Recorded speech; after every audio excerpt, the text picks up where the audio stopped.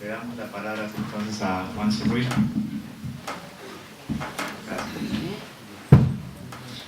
Bueno, muchas gracias. La verdad es que para mí es una gran alegría estar hoy aquí. Estoy con mis amigos. Estoy en la casa que logramos armar a lo largo del tiempo. Y estoy en presencia de un público particularmente selecto. Apenas ensombrece mi alegría por el hecho que tal vez muchos de ustedes sepan, pero Getúlio nos dejó. Eso ocurrió hace unos días y hoy, aquí, todos nosotros lo extrañamos. Si la alegoría de la columna vertebral tiene algún sentido, Getúlio fue la columna vertebral de esta institución.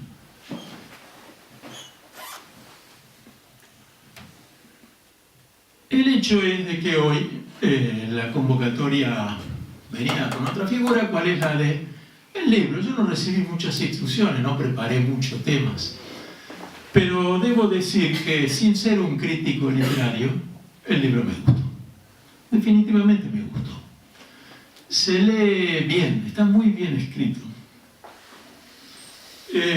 Tal vez podría decir uno que la memoria de Aldo es excepcional, de manera tal de que los jóvenes se van a encontrar medio perdidos en algunos de los incontables amigos que fue juntando a lo largo de su historia. Pero el libro es extraordinario, es muy logrado, me parece. Primero creo que es una novedad en el terreno de este tipo de reflexiones en la Argentina. Los economistas hemos sido renuentes a escribir nuestras memorias, o al menos los economistas que hemos tenido participación en el espacio público. Y esto no es una memoria de Aldo y habla mucho de, digamos, la contribución de Marcelo Ruggiera a esta obra. Yo soy más joven que Aldo y que Arturo. Poquito, pero a cierta altura yo soy mota. Ergo, mi relación con esta historia apenas se inicia a principios de los 60, yo no votaba todavía. Entonces, quiero plantearles lo que para mí significó esto.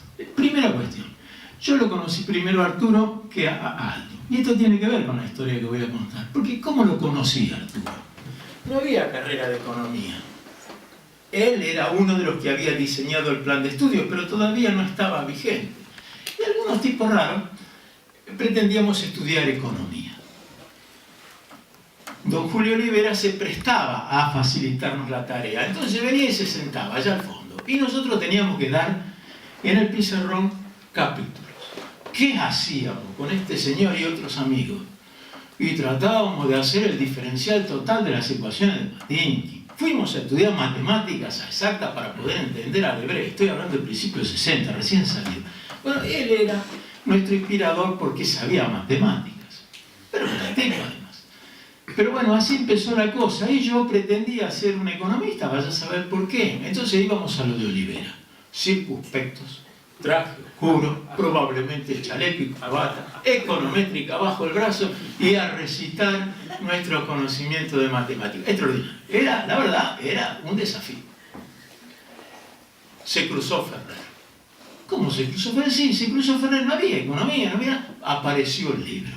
Más allá de los antecedentes que Arturo acaba de señalar, apareció en la economía argentina. Y entonces, al menos encontramos un lugar para nuestras dos piernas.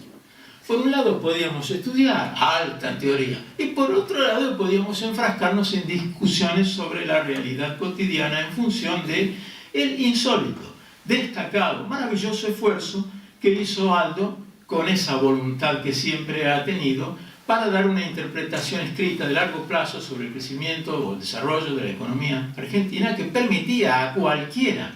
No era un libro para economistas. No había que saber matemáticas para entenderlo. Era un libro jugoso que rápidamente se puso como una de las cosas mejor vendidas. Entonces Aldo se cruzó ahí, estaba ahí. ¿Se lo puede ver a este hombre? Sí, se puede. ¿Se lo puede tocar? Sí, se lo puede tocar. Ustedes no se imaginan lo que significaba para los de mi generación.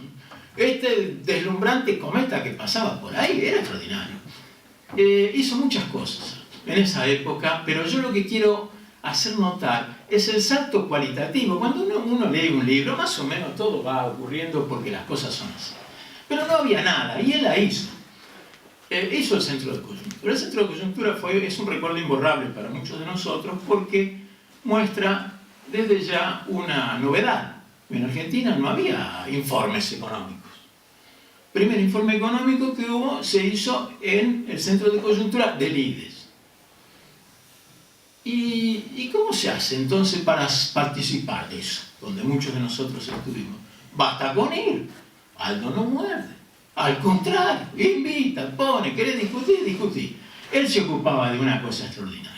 Pasaba la discusión, íbamos con todo, se terminaba a las 6 de la tarde, a las 10 de la mañana al día siguiente el informe estaba hecho. Algo es extraordinario. Era un dactilógrafo excepcional, pero sin perjuicio de que era un dactilógrafo excepcional, tenía una capacidad de síntesis, una forma de sintetizar el problema y de plantearlo. Él en realidad fue la primera persona que logró algo que hoy es medio extraño y forma parte de la vida cotidiana, pero no había. Puso a la economía en los medios, puso a la economía en el espacio mediático. Él logró, con los informes de coyuntura, la presentación y el interés, que la gente empezara a hablar de eso. Y empezaba a hablar, como bien señalaba Arturo, desde una perspectiva distinta a lo que hasta entonces era convencional. Aldo lograba cosas. No voy a hacer una historia larga de todo esto. Lo que quiero marcar es la novedad que él, con su 1,70 m, como dice, y con su físico, la puso. Estaba ahí, la hizo. No hay vuelta. Es extraordinario. Y aquí el libro no lo muestra del todo por la forma en la cual se escriben los libros. Pero yo soy uno de los testigos privilegiados de su aparición en la escena argentina y del cambio que en ella produjo. Yo rescato de entonces dos características de Aldo que han sido permanentes a lo largo de su vida. El primero, su desbordante alegría de vivir. Aldo es excepcional. Su desbordante alegría de vivir es algo que todos le envidiaban. En segundo lugar, su generosidad. Él pudo, como muchos otros, tratar de maximizar digamos, todo su talento en función de alguna cuestión de características más personales. Al contrario, él siempre fue un atractivo, un atractor para todos aquellos que teníamos ganas de discutir cualquiera sea nuestro punto de vista. Él podía tolerar las divergencias sin ningún problema. Siempre estuvo interesado en el desarrollo de las ideas. Entonces ese punto, el inicio, la aparición de Aldo en el escenario de la economía argentina, la influencia de Aldo en el planteo de la economía, después vinieron los economistas y muchas otras cosas, pero lo de él realmente, entre formación de instituciones, Aldo tiene que ver con la creación del Consejo Federal de Inversiones, tiene que ver con el IDE, tiene que ver con el FLASH, tiene que ver con el desarrollo económico, tiene que ver con todo lo bueno. Y aparte de eso lo hacía con una naturalidad que para todos nosotros era realmente inverosímil. El manager, le decíamos los jóvenes, porque él la hacía. Bien, dicho esto, sobre el libro, 2 o 3 comentarios. Como dije, me gustó. A mí me parece una forma interesante de reflexionar sobre estas cuestiones. Por poner un caso, no hace muchos años salió un libro de Antonio Cafiero, Piensa en la vida económica nacional, que sería, no digo un paralelo, en verdad tocan aspectos de la vida nacional durante el mismo periodo y demás, pero sin ánimo de terciar en este tipo de cosas o el contenido, la forma. La verdad es que este libro se lee con más facilidad que el libro de Antonio. De cualquier manera, yo los invito a que junten los dos y lean los dos. Pero a mí me gusta esta manera. La gusta es una manera que uno utiliza después de los 70 años para decir que está bien. A mí me gusta. hay apenas dos cosas del libro puntualmente que yo señalaría. Una, que está por ahí, que está mal. Y otra que me parece magnífica. La que está mal es que acá el señor, que entre otras atribuciones se tomó la de nombrarme su colaborador inmediato en el Ministerio de Economía en 1970, cuando yo no había cumplido 30 años. Ahí dice que hubo un problema de inflación y ni él ni yo nos dimos cuenta, como si yo fuese tan serio en la cuestión como puede llegar a ser él. Pero no es cierto. Era lo que ahí está comentado, a quien le interese le digo, es algo que ocurrió a fines del 70, porque se liberó la vieja ley de alquileres. El índice de costo de vida venía marcando los alquileres con los índices congelados, cambió el régimen y la inflación subió algo por eso, no solo por eso. Yo fui a trabajar con Aldo por invitación de él al ministerio, dejando lo que a mí me costó mucho, porque siempre fue motivo de orgullo, que fue el INDEC que yo había organizado. Yo fui el primer director del INDEC y Aldo me llevó con él y dejé esa tarea en buenas manos. Pero lo cierto es que la inflación no era un problema estadístico, sino que nos venía comiendo los talones. Entonces, eso para el autor le sugiero que mire un poco ese asunto. La segunda es que a mí me parece que la frase final del libro que Aldo allí pone es realmente representativa de su forma de pensar. Es un hombre de ideas que las ha sostenido a lo largo del tiempo, que ha luchado por ellas y que, bueno, merece hoy el reconocimiento que todos tenemos. Yo me voy a permitir ahora tal vez una libertad con la confianza que tengo con Aldo y sin pedirle permiso al autor. Mi impresión, por momentos, es que el libro está en una metodología que yo podría simplificar como la de el tío y el sobrino. El tío y el sobrino. Entonces, bueno, y decime cómo fue, y cómo es esto, y cómo fue el otro, qué sé yo. Entonces, es muy interesante la manera. Pero hay algunas preguntas que otro sobrino, cual sería yo, cuando un poco mayor que el autor, podría hacer.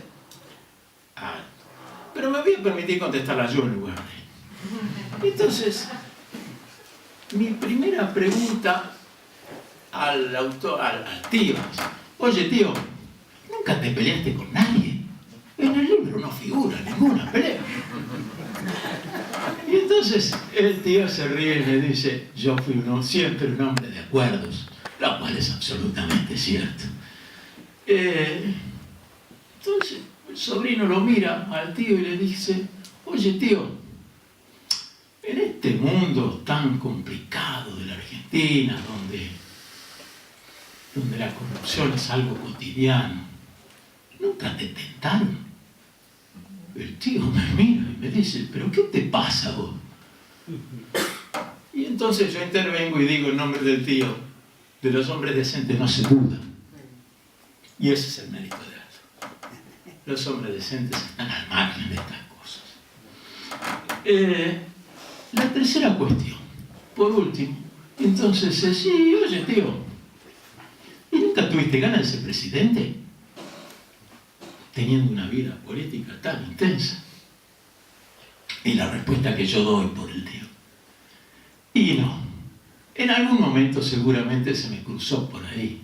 Pero luego me di cuenta que mi mundo es más el mundo de las ideas que el mundo de la acción cotidiana, dura y difícil de la conducción de la nación. Y creo que no lo malinterpreto, eso no lo disminuye, al contrario, lo ensalza, porque siendo una persona que ha tenido tantas oportunidades, una persona a la cual se le han encargado tantas cosas difíciles, a él, con su modestia convencional, tradicional, nunca se le ocurrió ponerse a llamar la atención para yo quiero. Entonces, digamos, concluyo esta pequeña nota de sobrino y tío, ratificando mi admiración y mi amistad con Aldo y el aprecio que tengo por el libro que se nos presenta. Yo creo, sin perjuicio de todo esto, que hay dos temas que de alguna forma me parece a mí que quedan abiertos. No es una crítica al libro, ni a Aldo, ni a nada, son las cosas de la realidad. De un lado, el empresario nacional ocupa un papel central como agente de cambio en las formulaciones que Aldo a lo largo de toda su historia ha hecho. A veces por momentos queda la inquietud de si esa figura tan importante o con un rol tan destacado que allí suele aparecer es realmente algo que pertenece a la realidad o simplemente pertenece al mundo de las ideas de Aldo. La verdad es de que allí siempre ha habido un problema en la Argentina respecto a la aparición de personas que efectivamente quieran llevar adelante este maravilloso mundo de expectativas de bienestar que Aldo ha sido capaz de imaginar. Esto tal vez sea más para gente de sociología o de ciencias políticas. Mi impresión es de que para los economistas también queda alguna tarea por realizar en la siempre idea de mejorar nuestro bienestar respecto al futuro, y eso tiene que ver con algunas de las otras inquietudes de Aldo, cual es la de lograr una adecuada combinación entre protección y competencia. En este país, en muchos casos, no se ha logrado un adecuado equilibrio entre ambas cosas. Yo soy de los que creen que la protección es importante, pero también soy de los que creen que sin introducir algunos elementos que permitan ponerla bajo custodia, podemos caer en situaciones que terminan siendo ingratas. La calibración, entonces, de la política económica que haga perdurable, sustentable, las ideas del tipo de las que Aldo plantea sigue siendo una inquietud para todos los que estamos interesados en la economía. Muchas gracias.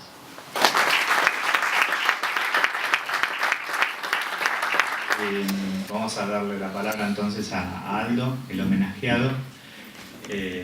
Como señalé al principio, este libro es un homenaje de algún modo también a Aldo, así que te quería preguntar, quizás como pie, ¿por qué crees que, no por qué crees que vale la pena hacerte un homenaje, pero sí por qué crees que valía la pena hacer este libro?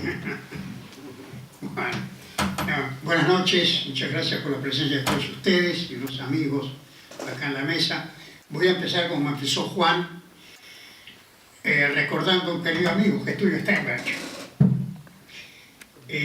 Como acaba de decir Juan, yo creo que esta institución, yo no sé si existiría si no hubiera tenido en años muy difíciles la presencia de Getúlio Steinberg.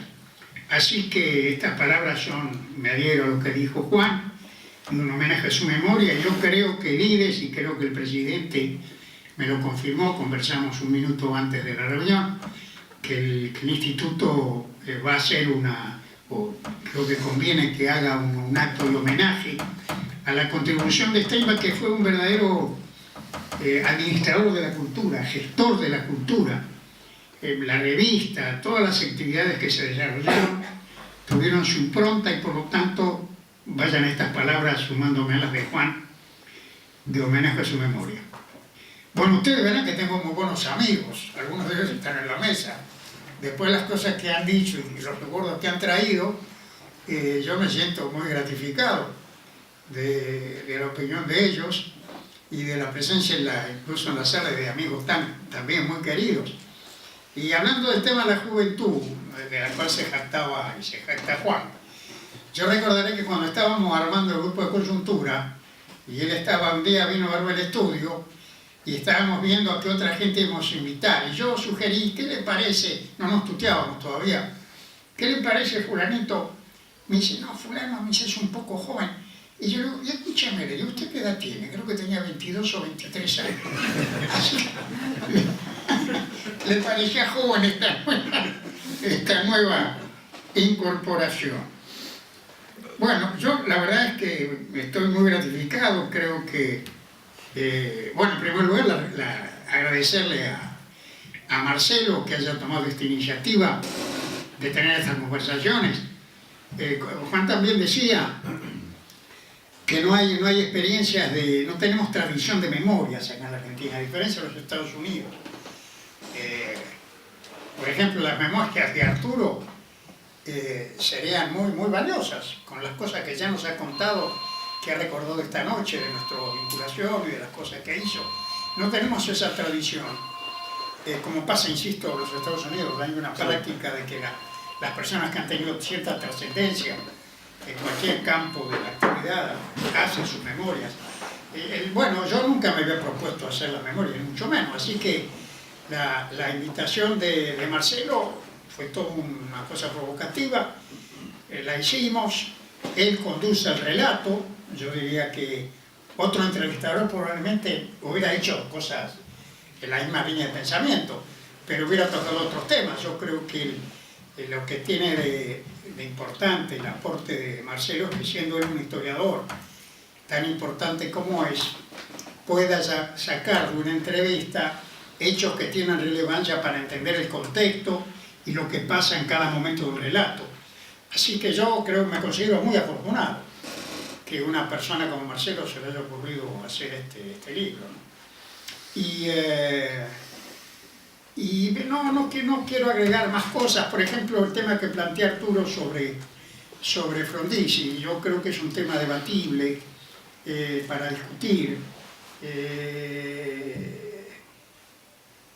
Yo creo que hubo ciertos objetivos que Frondizi siguió sacrificando y dejando en el camino muchas cosas, pero en definitiva cayó por querer legitimar el poder, por abrirle juego al peronismo, y lo derrotan, y lo derrocan. Y todo el debate que tuvimos un gran debate. Yo con Frigerio discutí muchas veces sobre todo el tema del capital extranjero, ese énfasis que puso el frondicismo en traer el capital extranjero para resolver el déficit energético, para desarrollar las industrias de base. Había un propósito de transformación estructural de la industrialización que llevó al enfrentamiento, que en definitiva lo derroca. Y no hay que olvidarse que en el transcurso de los 4 años que tuvo no sé si 20 o 30 tentativas de golpe de Estado. Es decir, fue un poder condicionado con ciertos objetivos de transformación, de legitimación del poder político, frente a las cuales hizo concesiones que probablemente, en fin, no evitaron el fin de los acontecimientos. Pero vuelvo a insistir, es uno de los temas importantes a discutir de la historia argentina, ese papel del desarrollismo. Me acuerdo que muchos años después tuve una vez una charla con Frigerio sobre ese tema del capital extranjero. Dice: mire, Ferrer, me dijo, el problema no es si tenemos o no tenemos ahorro interno, el problema es que el ahorro interno que hay no está disponible para la transformación. Y es un argumento atendible en esa época, sobre todo. Y es por eso que pusieron tanto énfasis que nosotros desde la provincia, porque la verdad que estando el equipo de la provincia, como recordaba Arturo, enrolado en otra forma de ver las cosas, más de apoyar los recursos propios, la heterodoxia, el acuerdo con el fondo. Me acuerdo que un día me vine a ver Idenor Tonelli, que era diputado provincial. Cuando veíamos estas cosas que decía don Arturo, me dice: acá lo único que falta es que lo llame a Sogaray. A los 2 días nos nombró ministro. Entonces,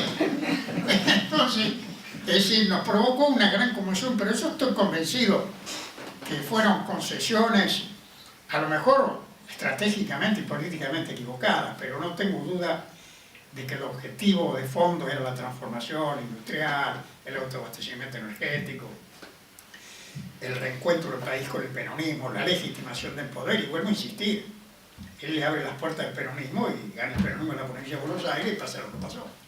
Pero bueno, esta es una de las cuestiones controversiales que seguramente podrán encontrarse en muchos de los pasajes del libro de Marcelo. Y sobre el punto que él enfatiza y que varios han insistido acerca de, digamos, de la perdurabilidad de los planteos, porque efectivamente yo mismo me doy cuenta. Además me pasa con frecuencia que leo cosas de hace 30, 40, 50 años y que están mejor escritas de las que podría escribir ahora y que dicen exactamente lo mismo. Desde mi primer artículo, que se publicó en el Trimestre Económico de 1950, sobre los centros cíclicos y el desarrollo de la periferia latinoamericana, pleno previsionismo, esto, mediados del 50, ese artículo lo escribí desde Nueva York. Aquellos 3 años, son esas circunstancias de la vida que terminan a uno marcando lo que pudieron no haber ocurrido. Por ejemplo, el que yo ganara aquel concurso en Naciones Unidas y fuera a trabajar, cumplí 23 años en Nueva York, esos 3 años, ahí la Secretaría de Naciones Unidas era una gran efervescencia de las nuevas ideas de desarrollo, estaba Calecki, bueno, Previs iba continuamente, estaba todo el tema del centro-periferia, del sur, el norte, así que fueron 3 años excepcionales que, bueno, confirmaron las inquietudes que yo de alguna manera llevaba, ¿no? Y pienso, observando así a largo plazo las cosas que he escrito, que me he basado siempre en algunas pocas ideas básicas, ¿no? Muy ligadas al aporte de Previs y del estructuralismo latinoamericano, que hay países desarrollados y países subdesarrollados, que la diferencia de la capacidad de gestionar el conocimiento, que es la industria, que entre países asimétricos se generan relaciones de dependencia y de subordinación, y que hay que romper, y que no se pueden romper sino a partir del esfuerzo propio, de la voluntad nacional. Y así surgió esta idea que recordaba Marcelo de la densidad nacional, porque trabajé bastante en la década del 90 el tema de la globalización y escribí 2 libros, uno sobre el primer periodo de esa historia que abarca desde la navegación de los portugueses y el descubrimiento de América y la formación del primer orden mundial bajo el liderazgo europeo, hasta la Revolución Industrial, y el segundo periodo, desde la Revolución Industrial hasta la Primera Guerra Mundial de este siglo.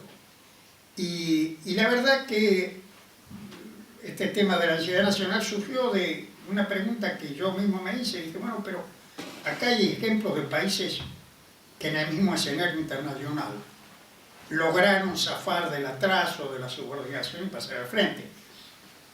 En la experiencia contemporánea, naturalmente, los casos más notables son estos países emergentes de Asia, que han logrado en una generación una transformación espectacular. Entonces la pregunta que me hice, bueno, ¿qué tienen de común los países exitosos? ¿Qué tienen de común los que tienen dificultad? Y ahí surgieron las 3 o 4 categorías que encuentro. Entonces yo, bueno, insistir, creo que me he manejado con varios conceptos básicos que he elaborado a lo largo del tiempo, y creo, como dice Arturo, que estas ideas que están muy ligadas al estructuralismo latinoamericano, a la herencia de Previs, en fin, a todo el pensamiento crítico, ha sido reivindicado, porque el fracaso del neoliberalismo ha sido realmente espectacular, no se ha resuelto. Entonces yo diría que esta tesis del desarrollo, perdón, los recursos propios, que en definitiva el desarrollo es un proceso que se da en un mundo global, no se puede estar al margen del mundo global, pero es un proceso de construcción nacional.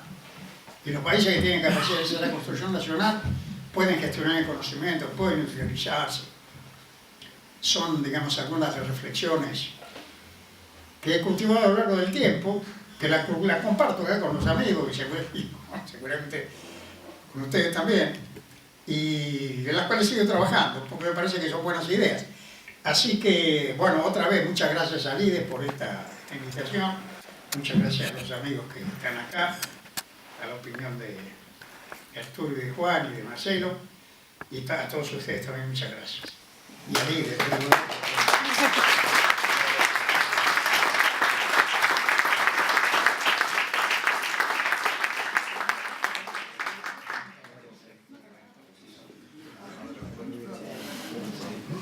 Bueno, no sé si alguien quiere intervenir, hacer algún comentario.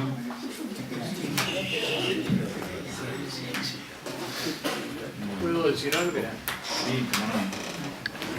Yo creo que en el fondo de toda la reflexión tan sistemática de Aldo a lo largo de tantos años, hay sí un concepto más oculto y mucho más raigal, que es su confianza en el pueblo argentino. Por eso está siempre planteando políticas de desarrollo endógeno y desconfiando de las soluciones puestas desde arriba. ¿Algún comentario más? Bueno, simplemente entonces yo, antes de cerrar, quisiera agradecer especialmente a Gabriela Tenner, que acaba de llegar, la editora, por llevar adelante este emprendimiento, y también a Graciela Pampini y a Ricardo Cortés, que me corrigieron algunos de los capítulos y también me ayudaron a pensar en la estructura del libro. Y bueno, como ves, Juan es un tío bastante díscolo, porque la pregunta que yo le hice ahora tampoco me la respondió, así que... Bueno, muchas gracias a todos. Buenas noches.